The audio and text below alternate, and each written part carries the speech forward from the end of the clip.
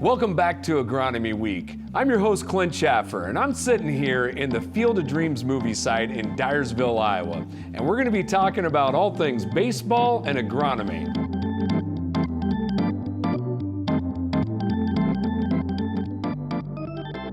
And I'm joined by the DEKALB Asgrow Deltapine agronomy team. How y'all doing today? Good. Well, thank you all for being here. I'd like to have a conversation about, really moving through the farm system, through the minors into the majors, right? And looking at it from a couple different perspectives. So the first part, I guess I'd ask is, how do we get a seed from, the thought of being a seed to being in the bag and being a variety or a hybrid that gets to the majors? Yeah, so Clint, we have a really robust breeding and testing program within Bayer, and so we have breeders that are looking at picking out ideal characteristics and moving those crosses through our system. And so at some point, they begin being tested really broadly, and we have a pretty broad testing network that spans a wide geography as well as multiple different soil types, so that we can get a lot of data, a lot of stats on all of these hybrids. And at one point, they get to a stage that we call the PCM4 stage. So it's the pre-commercial material that we have.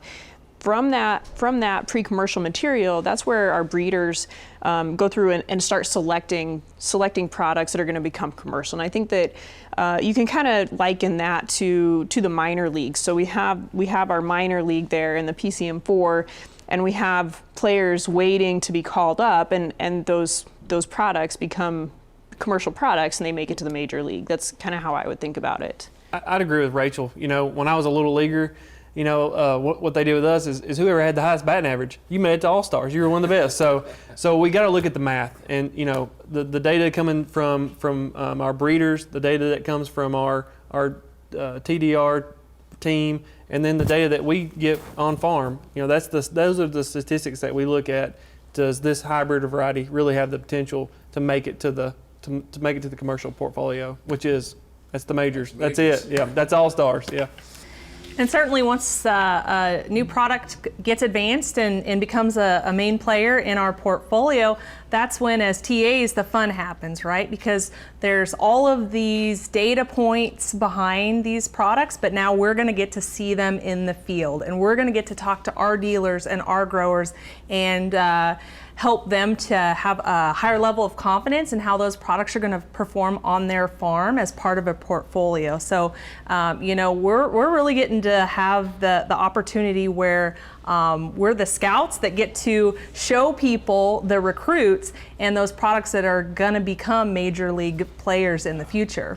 So as we think about the breeding process, there's a lot of things that happen, of course, in a lab, it sounds like. What about out in the field? Are farmers involved in this process?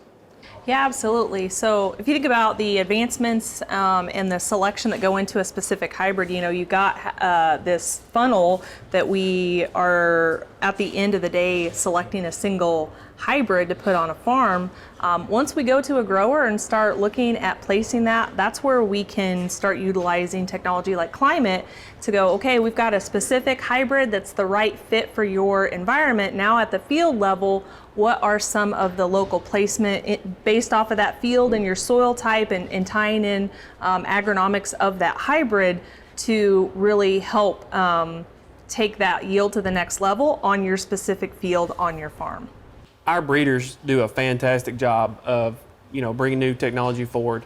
We're very thankful for some of the traits and phenotypes they provide us, but we do need to ground truth those. And so one of the things, as a Bayer, one of the things we do at Bayer is PCM 3 and 4 trials with cotton varieties. So we give that a look ourselves. You know what? Then we pass it on to the growers in a program called the MPE program. And believe it or not, those growers have kicked back varieties and said, hey, that variety's not going to work for us. So it's good, honest, ground truth, results-driven program that we give the customers an opportunity to tell us how they feel about our products. And I think that's one of the most successful programs that we've implemented thus far.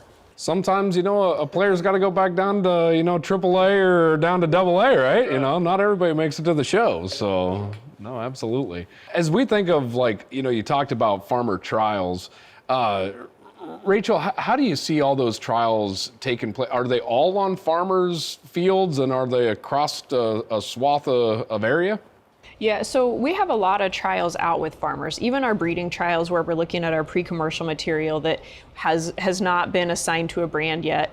That just kind of has the potential, like it's the farm team system sort of, but for corn and soy, cotton also. I can't talk about cotton, but so when I look at all of the testing that we do in breeding, the vast majority of that is on a farmer's field, and so we may be as Bayer, we may be putting in those trials ourselves, but they're all with farmers. And I know most of the farmers who have those trials in my geography, and I know what their concerns are. And really, I think that knowing what that farmer's concern is really helps me when I think about evaluating those potential hybrids as well. So knowing do they have high pressure for Goss's wool, for example? Do they have drought stress every single year? So knowing that really helps us from a breeding perspective because they're placed with farmers on their own acres. But the other thing is they're placed really broadly. And so we have a really nice testing footprint. And every year we're looking at that testing footprint and trying to make sure that it fits a lot of acres, so that where we place this, we are going to get a lot of information about it that we can use not only locally, but then we can extrapolate that to a broader geography also. And so we look at soil characteristics, water holding capacity, the RM zone that it's in, et cetera, just to make sure that where we're placing those trials is really representative of a lot of acres, so that we can really make sure that we learn the very most about that material before it becomes commercial.